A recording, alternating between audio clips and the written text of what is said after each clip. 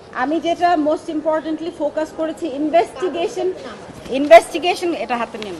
Investigation কমিটিটাই আমার মূল উদ্দেশ্য ছিল, যে ইনভেস্টিগেশন কমিটি আপনাদেরকে যাতে কমপ্লিটভাবে রিপোর্টটা দেয় যে এই ভ্যাকসিন ইস্যু নিয়ে তারা কি করছে, কতগুলা বাচ্চা এক্স্যাক্টলি মারা গিয়েছে আনটিল সো ফার, ফিউচারে তারা কি পদক্ষেপ নিচ্ছে যাতে আর কোনো বাচ্চা মারা না যায়। আমাদের ওই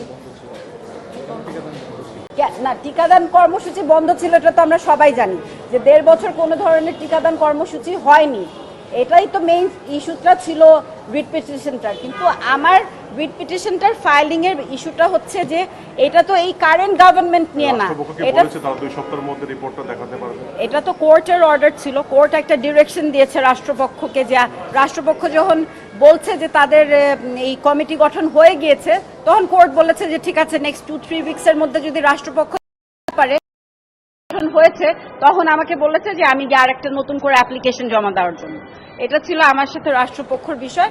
আর আমার যে ইস্যুটা হচ্ছে যে টিকাদান কর্মসূচি গত 1.5 বছর যে দেওয়া হয়নি, এইটা নিয়ে আমার রিট পিটিশনটা মূলত ছিল যে 1.5 বছর কেন একটা স্টেটে এত বড় নেগলিজেন্স, যে টিকাদান মানে টিকা আসেনি, ভ্যাকসিনেশনের এত মানে বন্ধ ছিল, কিন্তু রাষ্ট্রপক্ষ এমনভাবে রিয়াক্ট করছে যে অ্যাজ ইফ এটা এই সরকারের সাথে যুদ্ধটা, লড়াইটা তো সেটা না, লড়াইটা হচ্ছে বাচ্চাদের লাইফের সিকিউরিটি দিতে হবে, সেইটা সিকিউরিটি দিতে পারছে না।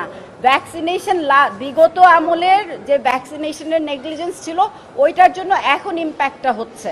তো আমার ইস্যুটা ছিল বিগত 15 মাস থেকে 18 মাস যে ভ্যাকসিনেশন কমপ্লিটলি আসে নাই, এইটা নিয়ে আমার ইস্যুটা ছিল।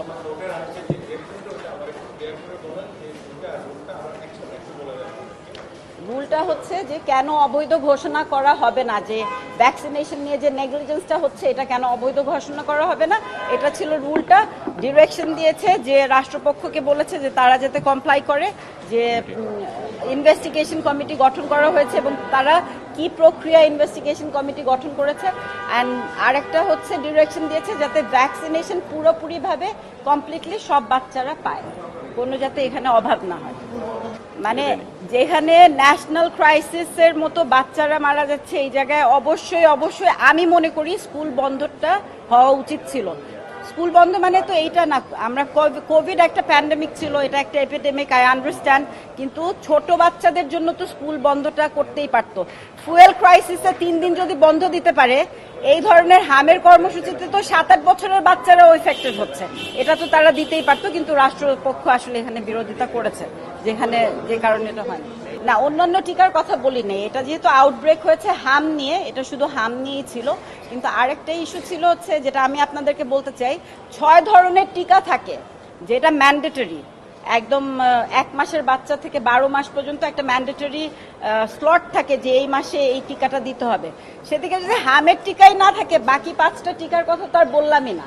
বাকি অলরেডি আপনারাই নিউজ করেছেন যে টেটানাসের টিকা নাই, তারপর অন্যান্য ম্যালেরিয়ার টিকা নাই। তো দেখা যাবে পরবর্তীতে আরো রিট ফাইল করতে হবে। একটা টিকা যদি হামের টিকা যদি না এসে থাকে, তাহলে শিওরলি বাকি 5টাও আসেনি।